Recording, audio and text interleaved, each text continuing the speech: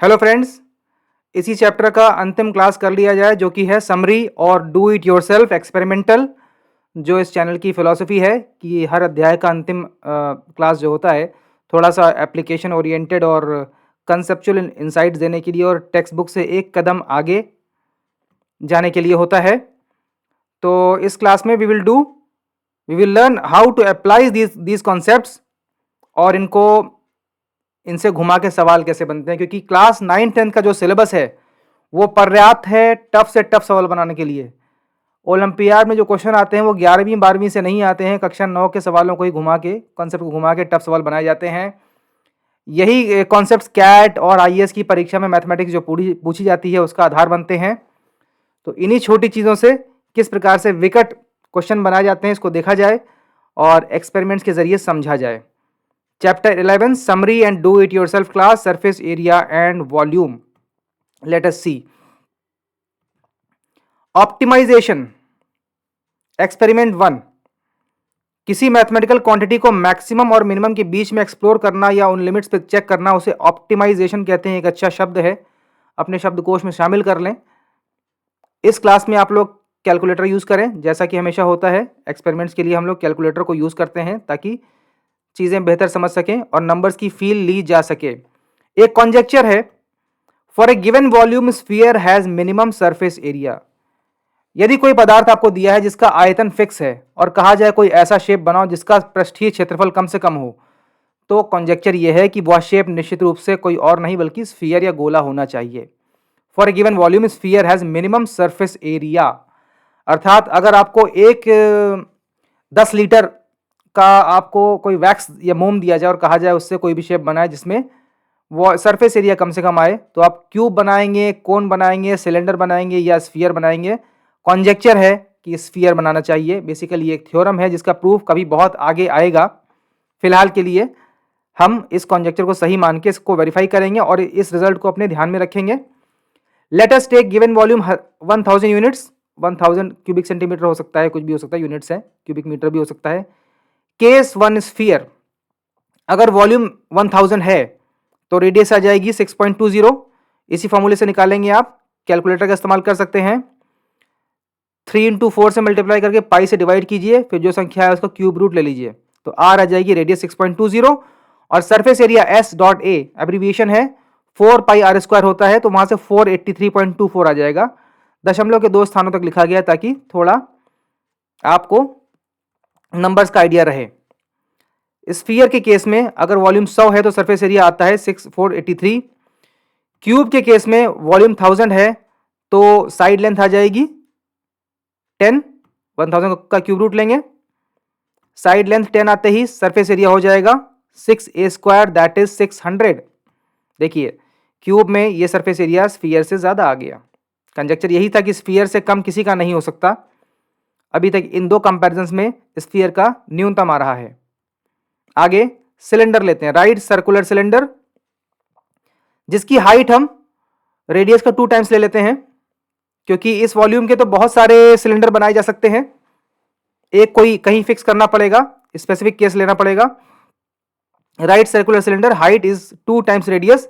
Late us see इसका volume कितना आता है। सिलेंडर का वॉल्यूम होता है पाई आर स्क्वायर एच, जो कि आपको दिया है, यहां पे एच और आर बराबर है, पाई आर क्यूब हो जाएगा।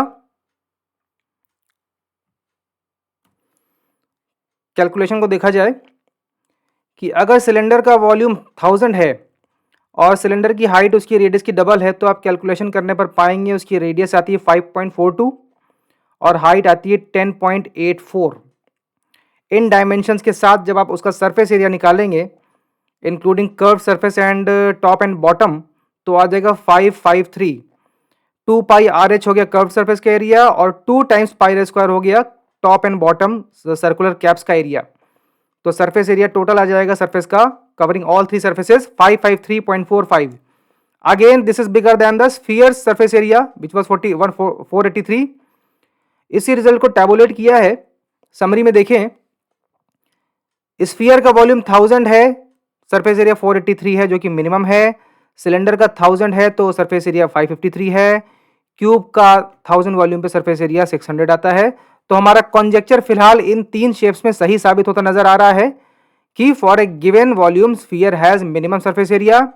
This is Indeed true, a theorem जिसको आप होमवर्क के तौर पर कई सारे और सिलेंडर लेकर एग्जामिन कर सकते हैं। Homework, experiment with more cylinders, 1000 volume के कई सारे सिलेंडर लीजिए और H2R रिलेशन देख लीजिए। Height is equal to radius हो तब उसका सरफेस एरिया 584 आता है। अगर सिलेंडर की हाइट रेडियस का डबल हो जैसा कि हमने भी किया तो एरिया तो आता है 553। अगर सिलेंडर की हाइट रेडियस की ट्रिपल हो तो एरिया आएगा 561। अगर सिलेंडर की हाइट रेडियस का हाफ हो तो एरिया आएगा, सरफेस एरिया 695 आ जाएगा। इस प्रकार ये बढ़ता जाएगा। एक्चुअली जब सिलेंडर की हाइट रेडियस की डबल होती है तो वो एक स्क्वायरिश सिलेंडर होता है। उस दशा में उस सिलेंडर का वॉल्यूम मिनिमम आएगा among all cylinders of same volume. लेकिन वो मिनिमम होने के बावजूद स्फीयर के एरिया से ज्यादा रहेगा क्योंकि स्फीयर का एरिया हमने देखा है 483 आया था। तो विच प्रूव्स अवर कंजेक्चर, इसको आप वेरीफाई कर सकते हैं और एक लर्निंग ले सकते हैं। अच्छा, अपर लिमिट, लोअर लिमिट तो है लेकिन अपर लिमिट नहीं है।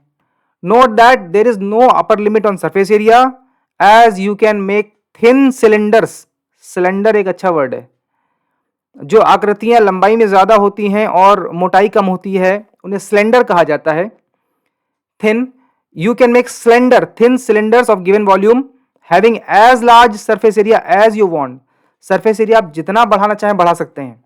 इमेजिन कीजिए आप 1000 जो वॉल्यूम हमने लिया है इस वॉल्यूम का एक लंबा सा तार बना दें।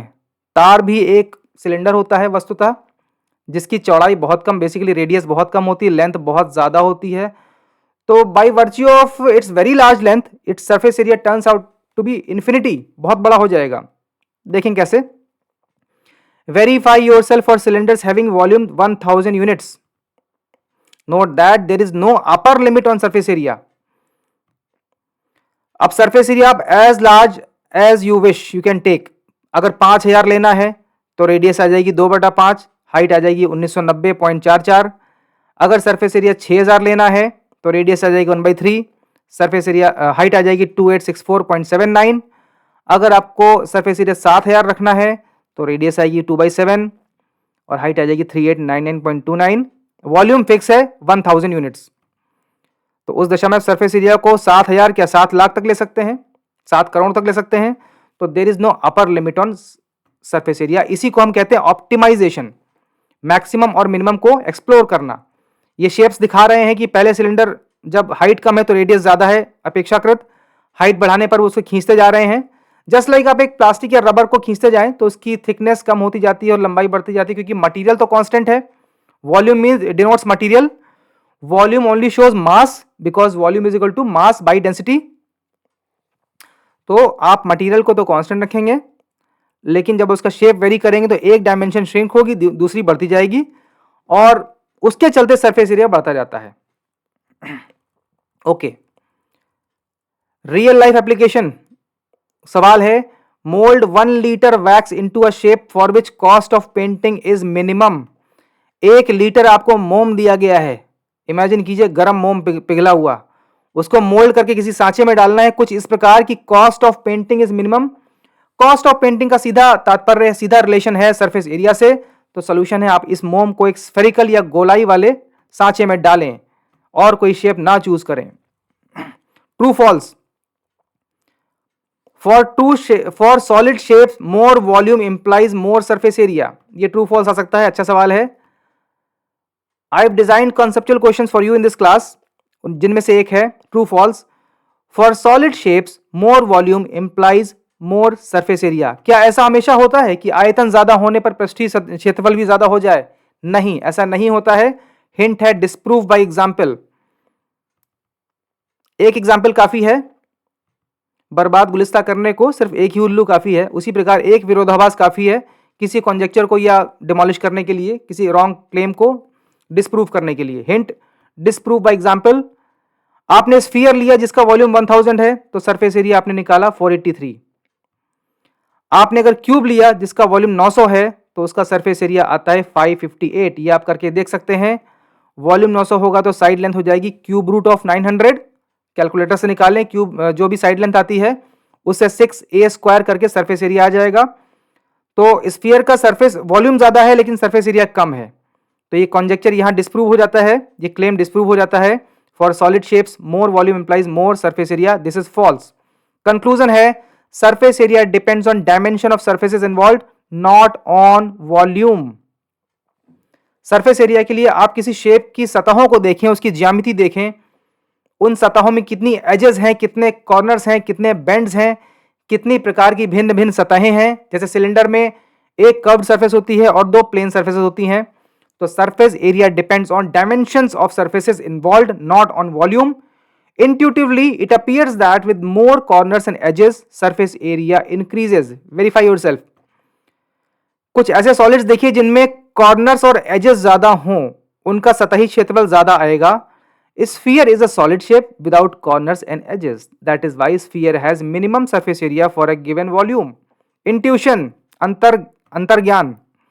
Intuitively, it appears that with more corners and edges, surface area increases. This has to be verified. Observe करें, रियल लाइफ में अपने चारों ओर जितनी ठोस वस्तुएं हैं उनको देखें। जिस वस्तु में एजेस और कॉर्नर ज्यादा होंगे, जनरली उसका सरफेस एरिया ज्यादा होगा, भले ही उसमें वॉल्यूम कम कैप्चर होता हो। जैसे एक फल होता है मैंगो, आम, और एक फल होता है स्टार फ्रूट। स्टार फ्रूट भले छोटा फल है लेकिन उसका सतही क्षेत्रफल ज्यादा होता है क्योंकि उसमें बहुत सारी एजेस होती हैं और कॉर्नर्स होते हैं। हिंदी में कमरक कहते हैं, शायद खट्टा होता है। Experiment number 2, volume optimization. अभी हमने देखा सरफेस एरिया ऑप्टिमाइजेशन, अब हम देखेंगे वॉल्यूम का optimization. Let us see what I have design for you. Use calculator again. यहां कॉन्जेक्चर है for a given volume, for a given surface area sphere has maximum volume. Again sphere, sphere एक extreme पे खड़ा था वहां पे और sphere ही एक दूसरी एक्सट्रीम पे खड़ा है यहां पे। सरफेस एरिया को वो मिनिमाइज कर रहा था लेकिन यहां वॉल्यूम को वो मैक्सिमाइज कर रहा है। For a given surface area sphere has maximum volume. देखते हैं एक्सपेरिमेंट में। गिवन सरफेस एरिया 1000 लेके चलते हैं। Let us see for different shapes क्या क्या आता है। Verify the following. Use calculator. Volume of sphere आएगा 2853.09। वॉल्यूम ऑफ क्यूब आ जाएगा 2146.68। अगर सरफेस एरिया दिया है तो क्यूब की लेंथ आप निकाल सकते हैं। इसे 6 से भाग दे के इसका वर्गमूल ले लें तो क्यूब की साइड आ जाएगी। उस साइड का क्यूब कर दें, घन कर दें तो क्यूब का आयतन आ जाएगा। घनाभ का आयतन, घन का आयतन, घनाभ तो क्यूबॉइड हो जाता है। Volume of cylinder H equal to 2R लिया गया है क्योंकि अगेन सरफेस एरिया पे बहुत सारे सिलेंडर्स हो सकते हैं, तो एक स्पेसिफिक करने के लिए अगर H इक्वल टू 2R वाला सिलेंडर ले रहे हैं जिसको हम स्क्वायरिश सिलेंडर कहते हैं, तो उस दशा में उसका वॉल्यूम आएगा 2424.23 which is less than volume of sphere. Clearly sphere is a volume maximiser and surface area minimiser. Again note that there is no lower limit of volume as a very thin hair like cylinder which has negligible volume as small as you want. Volume की कोई lower limit नहीं है। किसी भी दिए गए आप volume को आप बहुत थिन सिलेंडर, एक बाल बराबर पतला सिलेंडर बना सकते हैं। हेयर भी एक्चुअली एक सिलेंडर होता है, जूम करके देखें जैसा दिखाया जाता है कई बार एड्स में। तो हेयर का शेप सिलेंडर जैसा हो सकता है या बहुत ही पतला थ्रेड मान लें, बहुत पतला फाइबर मान लें। उस फाइबर को आप जितना पतला करते जाएंगे उसका वॉल्यूम नेग्लिजिबल होता जाएगा। तो लोअर लिमिट नहीं है, इसीलिए यहां पे अपर लिमिट की बात हो रही है। सरफेस एरिया में अपर लिमिट नहीं थी, वॉल्यूम में लोअर लिमिट नहीं है। आप देखें एक पैटर्न उभर रहा है। गणित में पैटर्न ऑब्जर्व करना बड़ा जरूरी है, इसीलिए ये अंतिम क्लासेस रखी गई हैं एक्सपेरिमेंटल नेचर की, ताकि आप थ्योरी से एक कदम जाकर मैथ्स की कुछ गहराइयों को समझ सकें, उनके डीपर रिलेशंस को समझ सकें और आपकी कंसेप्चुअल अंडरस्टैंडिंग बेहतर हो सके। Beauty of symmetry. Sphere has maximum volume for a given surface area, minimum surface area for a given volume. तो sphere is volume maximiser and surface area minimiser. इस रिजल्ट को आप याद रख सकते हैं। इसका प्रूफ कभी आगे देखेंगे, क्लास 12th में शायद आता है। उसी प्रकार 2D ज्योमेट्री में वेरीफाई करें। For circle we get maximum area for a given perimeter. Recall hero formula वाली एक्सरसाइज जिसमें हमने एक रस्सी से फार्म लैंड पे लैंड प्लॉट्स बनवाए थे और अंत में क्वेश्चन पूछा था कि यदि लैंड प्लॉट्स का साइज सर्किल हो तो क्या वो सबसे ज्यादा एरिया कवर करेगा एक दी गई रस्सी। तो पिछले चैप्टर का अंतिम क्लास रिवाइज करें। Similarly in 2D geometry for circle we get maximum area for a given perimeter. दिए गए परिमाप में अगर मैक्सिमम एरिया इनक्लोज करना हो तो सर्किल ड्रॉ करें। And minimum perimeter for a given area, दिए गए क्षेत्रफल में अगर सबसे कम आपको पेरीमीटर चाहिए हो तो सर्किल बनाएं। Again circle is there, area maximizer and perimeter minimizer. Area का समतुल्य है वॉल्यूम और पेरीमीटर का समतुल्य है सरफेस एरिया। तो यहाँ पे आप देखिए एक पैटर्न उभर रहा है 2 डायमेंशन से 3 डायमेंशन में। Sphere is volume maximiser and surface area minimiser. इन चीज़ों को आप करके देखें, आपको और गहराई में कंसेप्ट समझ में आएंगे। Surface area is important for scientific concepts of heating, cooling, forces of friction, air drag, surface tension etcetera. Shape of water drops is spherical because of minimum surface area. शायद आपने विज्ञान में पढ़ा होगा कि पृष्ठीय तनाव नाम का एक बल होता है, सरफेस टेंशन, जिसके कारण पानी की या लिक्विड की ड्रॉप्स गोल स्फेरिकल शेप में होती हैं। पानी की ड्रॉप जब आप देखते हैं तो हो सकता है आपको वो एक कोनिकल सा शेप नजर आता है, वो ग्रेविटी के कारण होता है क्योंकि वो डाउनवर्ड गिर रही होती है। वस्तुतः उसका शेप स्फेरिकल होता है। इसका कारण यह है कि सरफेस टेंशन का जो फोर्स है वो सरफेस एरिया को मिनिमाइज करना चाहता है हमेशा। Surface area is important for scientific concepts of heating and cooling. जिस वस्तु का सरफेस एरिया ज्यादा होगा उसमें हीटिंग और कूलिंग की रेट का भी फर्क आएगा।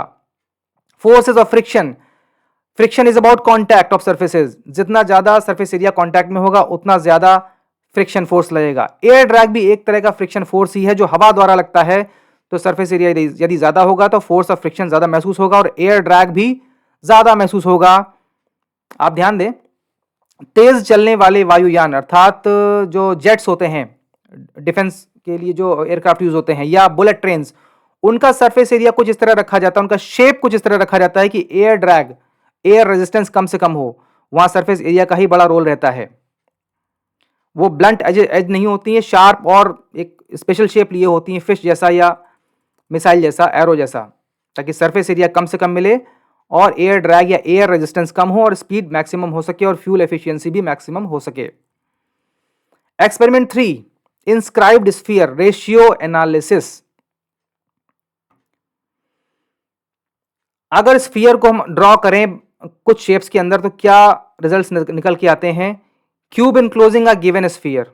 क्यूब, अगर किसी घन के अंदर गोला बनाया जाए, sphere is touching all faces of cube, side of cube is a, radius of sphere r, then side is equal to 2r। ध्यान से देखें, ये स्फीयर चूंकि इस क्यूब के अंदर परफेक्टली टच कर रहा है सभी 6 सरफेसेस को, तो उस दशा में अगर स्फीयर की रेडियस r है तो क्यूब की side will be equal to diameter of sphere, that is 2r। उस दशा में वॉल्यूम ऑफ स्फीयर आ जाएगा 4/3 पाई r क्यूब, जो कि स्टैंडर्ड फॉर्मूला है। वॉल्यूम ऑफ क्यूब हो जाएगा 2r का whole cube, that is 8r cube. Now let us see the ratios. Cube to sphere ratio of volume, cube to sphere, cube और sphere के volumes का अनुपात लिया जाए तो ये 1.91 आएगा। आप कैलकुलेट करके देखें, क्यूब का वॉल्यूम बाई स्फीयर का वॉल्यूम, ये आएगा 1.91। कैलकुलेटर से करके देखें तो यहां से क्वेश्चन निकलता है true false. Volume of cube is 91% more than volume of inscribed sphere. Inscribed मतलब जो स्फीयर उसके अंदर बनाया गया है कुछ इस प्रकार कि वो क्यूब की सभी सतहों को टच कर रहा है। इंस्क्राइब्ड कहते हैं, this is the word. This concept has the ratio of volumes has application in chemistry. आप कक्षा 11 में पढ़ेंगे जब आप एटॉमिक स्ट्रक्चर पढ़ते हैं और पैकिंग पढ़ते हैं, सॉलिड स्टेट पढ़ते हैं तब। तो यहां पे cube to sphere ratio volume है 1.91, इससे निकल के आता है volume of cube is 91% more than volume of inscribed sphere. It means the cube is almost double, 1.91 nearly 2 ही हो गया। तो इस दिशा में आप कह सकते हैं कि इस क्यूब का वॉल्यूम स्फीयर का, इंस्क्राइब्ड स्फीयर के वॉल्यूम का लगभग दुगना है। Cylinder enclosing a given sphere. अगर सिलेंडर बनाया जाए, सिलेंडर के अंदर स्फीयर बनाया जाए, दिए गए स्फीयर के चारों तरफ सिलेंडर बनाएंगे तो वो सिलेंडर होगा स्क्वायरिश सिलेंडर, क्योंकि यदि सभी सतहें टच करनी है तो निश्चित रूप से सिलेंडर की हाइट और डायमीटर दोनों ही 2r हो जाएगा। Sphere touches curved and plane faces of cylinder. Radius of sphere r है, रेडियस ऑफ सिलेंडर r है, हाइट ऑफ सिलेंडर 2r हो जाएगी। This is a squarish cylinder. 2r cross 2r का cylinder आप कह सकते हैं लूजली। रिकॉल करें क्वेश्चन 11 एक्सरसाइज 11.2 का सवाल। Right circular cylinder just encloses, इस दिशा में वॉल्यूम ऑफ सिलेंडर आ जाएगा pi r square h, h यहां पे 2r होता है तो 2 पाई इंटू आर क्यूब, और वॉल्यूम ऑफ स्फीयर हो जाएगा 4/3 pi r cube, standard formula. Again cylinder to sphere ratio of volume आता है यहाँ पे 1.5, करके देखें इन दोनों राशियों को जब भाग देंगे तो 1.5 यानी 3/2 आ जाएगा, एग्जैक्ट आएगा। Cylinder to sphere ratio of volume अर्थात volume of cylinder divided by volume of sphere करेंगे तो आएगा 1.5, which says that, which only shows that कि ये सिलेंडर इस स्फीयर का 1.5 गुना वॉल्यूम है, कैरी करता है।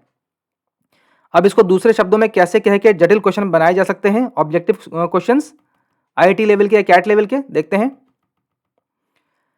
Volume of cylinder is -% more than volume of inscribed sphere, यहां डैश में 50 आ जाएगा। Volume of cylinder is -% more than volume of inscribed sphere.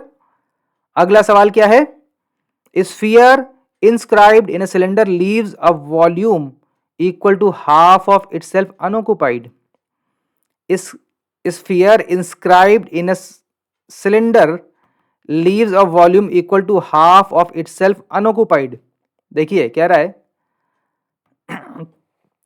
Cylinder का वॉल्यूम स्फीयर का 1.5 गुना है, तो अगर स्फीयर का वॉल्यूम 100 है तो सिलेंडर का हो गया 150, तो जो अनऑक्युपाइड पार्ट है सिलेंडर का वो हो गया 150 माइनस 100, 50 हो गया, which is half of sphere. Sphere inscribed in a cylinder leaves a volume equal to half of itself unoccupied, जो वॉल्यूम स्फीयर ने ऑक्युपाई नहीं किया है वो अर्धगोले के वॉल्यूम के बराबर है, ट्रू फॉल्स क्वेश्चन। अगला देखते हैं, थोड़ा सा घुमाया है मैंने और उसको, ये है अच्छा सवाल है। A hemispherical slab of stone is kept symmetrically in a cylindrical bowl of thin glass of height and radius same as radius of slab. Radius of slab is 10 centimeter. Find volume of air in the bowl in milliliter. इसे आप कीजिएगा, पिछले concept से ही ये हल होगा। यहाँ पे स्फीयर की जगह हेमीस्फीरिकल स्लैब की बात की गई है और थिन ग्लास है अर्थात उसको आप सिलेंड्रिकल बाउल मान सकते हैं। ग्लास की विड्थ की इंपॉर्टेंस नहीं है, यहाँ पे थिकनेस की इंपॉर्टेंस नहीं है। ग्लास इज थिन, थिकनेस 0 मानी जा सकती है। A hemispherical slab of stone is kept symmetrically in a cylindrical bowl of thin glass of height and radius same as that of radius of slab. Radius of slab is 10 centimeter. Find volume of air in bowl in milliliter. Centimetre और litre का आपको conversion याद रहना चाहिए, शायद 1 cc is equal to 1 ml होता है, cubic centimetre और ml 1 to 1 होता है, शायद देख लें आप। ये फॉर्मूले आपको और यूनिट्स याद रहनी चाहिए, ये बहुत काम आती हैं। ओके, ये 3 सवाल आप करें। An average size drinking glass is approximately 250 ml। For comparison आप याद रखें, ये छोटे छोटे फिगर्स आपको ध्यान में रहने चाहिए फॉर डेली यूज। अंत में एक पहेली है, how to have a cylindrical glass full of water without any measuring aid. एक सिलेंडर नुमा गिलास है जो पानी से पूरा भरा है, ऊपर तक लबालब भरा है, उसको किसी मापक उपकरण के बिना, किसी मेजरिंग एड के बिना एग्जैक्टली आधा कैसे किया जाएगा। आपके पास मेजरमेंट के लिए कोई उपकरण अवेलेबल नहीं है।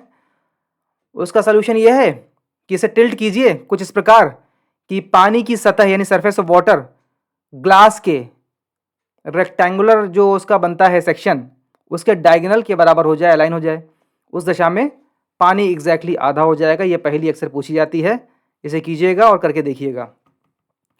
This class is over, end of class, end of chapter 11। Next class will be chapter 12 statistics. इस चैप्टर में हमने वॉल्यूम के बारे में और सरफेस एरिया के बारे में बेसिक फॉर्मूले पढ़े, उनकी लिस्ट देखी। फॉर्मूले आपको याद रखने चाहिए, उसके प्रूफ्स तो रेलेवेंट नहीं है।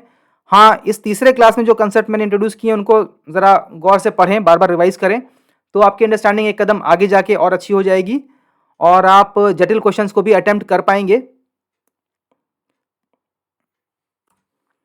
ये प्रश्न आप करें, A hemispherical slab of stone is kept symmetrically in a cylindrical bowl of thin glass of height and radius same as radius of slab. Radius of slab is 10 centimeter. Find volume of air in bowl in milliliter. Millilitre और cubic centimetre का conversion 1:1 होता है शायद, 1 cubic centimeter is equal to 1 ml। ये units आपको याद रखनी पड़ेंगी। An average size drinking glass is approximately 250 ml for comparison. ये 3 सवाल आप करें, थोड़े उच्च कोटि के सवाल हैं जो आपके कॉम्पिटिटिव एग्जाम्स में इस तरह के सवाल दिए जाते हैं। एक पजल है इन द एंड कि एक सिलेंड्रिकल ग्लास है, सिलेंड्रिकल शेप का, जो पानी से पूरा भरा है, उसे किसी मापक उपकरण के बिना एग्जैक्टली आधा कैसे किया जाएगा? Without any measuring aid, how to have a cylindrical glass full of water और liquid without any measuring aid. अगर वो पूरा सिलेंडर है तो उसका सेक्शन एक रेक्टेंगल होगा। आप पानी को कुछ इस तरह गिराना शुरू करें कि वाटर की सरफेस उस रेक्टेंगल के डायगोनल पे अलाइन हो जाए। उस दशा में जो बचा हुआ पानी होगा वो एग्जैक्टली आधा होगा। यही इस पजल का सॉल्यूशन है। Okay, this class is over. Chapter on surface area and volume is over. इस चैप्टर में हमने फॉर्मूले देखे, लिस्ट ऑफ फॉर्मूले देखे for various objects, various solids. Surface area and volume के फॉर्मूले आपको याद रखने चाहिए, जो आपको डायरेक्टली अप्लाई करने होंगे। और विशेष रूप से इस तीसरी क्लास में जो मैंने कंसेप्ट्स दिखाए हैं, optimization of surface area and volume and inscribed sphere और उसके इंटरैक्शंस, रेशियो ऑफ वॉल्यूम, ये आप समझें, ये आप एक्सपेरिमेंट्स करके देखें। MS एक्सेल का इस्तेमाल करें, कैलकुलेटर का इस्तेमाल करें और अपने मन से कोई भी डायमेंशन के सॉलिड्स लेके उसके वॉल्यूम निकालें और कंपेयर करें, जिससे आपकी अंडरस्टैंडिंग और प्रखर होगी। और वॉल्यूम के सवालों में अक्सर लोगों को डर लगता है, वो 3D थोड़ा देख के बड़ा बड़ा लगता है, लेकिन डरने की ज़रूरत नहीं है। सिंपली फॉर्मूले हैं और सवाल अपेक्षाकृत आसान होते हैं, स्ट्रेट फॉरवर्ड होते हैं। This class is over. अब अगली क्लास में वी विल डू स्टैटिस्टिक्स, जो कि इस सत्र का अंतिम अध्याय है। उसके बाद बचेगा appendix, mathematical modelling. Okay, chapter on surface area and volume is over. This class is over.